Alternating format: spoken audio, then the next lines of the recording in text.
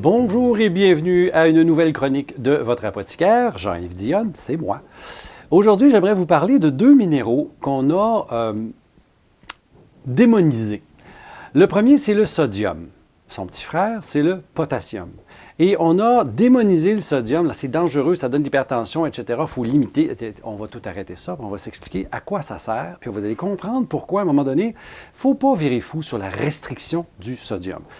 Le sodium et le potassium, on appelle ça des électrolytes. Vos cellules musculaires, nerveuses, vont utiliser l'un ou l'autre quand il y a un influx nerveux. Alors, le sodium rentre, le potassium, il change de place comme ça. J'ai besoin des deux en équilibre.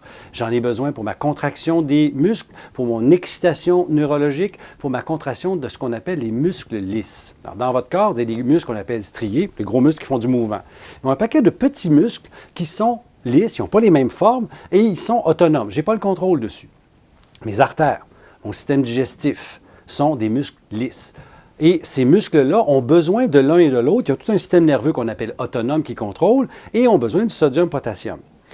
On a dit depuis des années que le sodium, il faut le restreindre, il faut couper le sel. Pourquoi? Parce que chez des cardiaques qui sont hypertendus, sous médication, quand je leur donne trop de sodium, la pression se met à monter.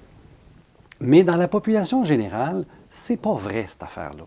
Et d'ailleurs, pour certaines personnes, quand je coupe le sodium un petit peu trop, je me ramasse avec un problème de musculature qui fonctionne moins bien et donc un symptôme de fatigue. Fatigue mentale, fatigue physique. Et vous remarquerez beaucoup, surtout les femmes qui font des régimes. Bon, on discutera une autre fois sur toute cette pertinence-là, mais quand on coupe trop le sel, bien, on a des gens qui font de l'hypotension, on a des gens qui sont fatigués, qui ont de la misère à performer.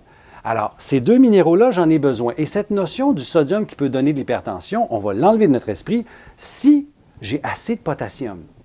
Ah, j'ai dit c'est un équilibre. Alors, le sodium devient dangereux, peut-être, si je n'ai pas assez de potassium. Donc, mangeons des sources de potassium, les viandes rouges, les légumes verts, les légumineuses, etc. Il y en a un peu partout, il faut savoir. Donc, s'informer, les étiquettes nutritionnelles, ça sert à quelque chose, le web aussi.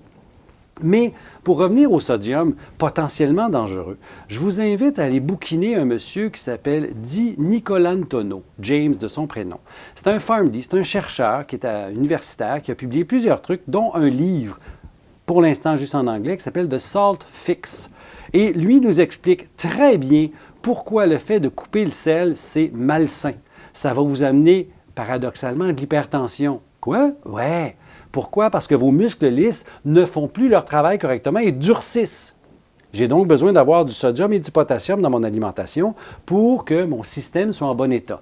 Si vous avez quelqu'un qui, ou vous l'avez fait vous-même, fait un régime du type faible en glucides ou même cétogène, on pourra en parler une autre fois, mais ça, si vous faites ça, vous devez augmenter votre sodium. Parce qu'autrement, vous allez faire des crampes, vous allez faire de la fatigue, des maux de tête. Alors, si vous n'êtes pas dans le régime, mais vous avez des maux de tête de fin d'après-midi, pensez sel et eau. Peut-être que vous en manquez.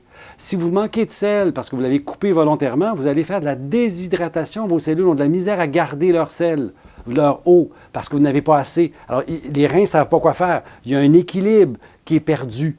Alors, sodium, potassium, c'est des électrolytes. Et si vous courez, vous faites du sport dans la chaleur, vous faites du yoga chaud, Bikram, vous faites des marathons, assurez-vous de prendre de l'eau et des électrolytes. Vous en avez besoin, sodium, potassium, parce que vous en perdez dans la transpiration.